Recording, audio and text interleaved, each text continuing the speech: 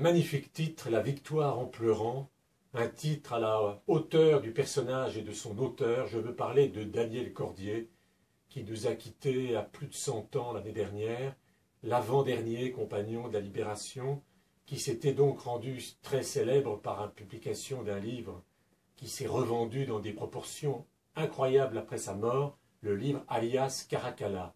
Mais Daniel Cordier, dans les dernières années de sa vie, travaillait à mettre la dernière main sur la suite d'Alias Caracalla, La victoire en pleurant, 1943-1946.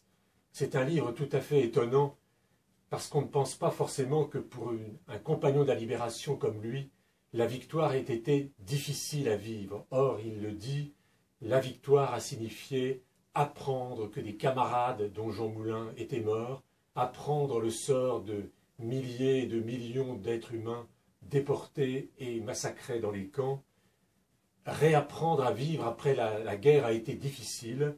Certains ont suivi un itinéraire politique. Daniel Cordier a préféré, lui, aller vers ce qui était son champ béni, la collection d'art, les galeristes, dans laquelle il fera toute sa carrière.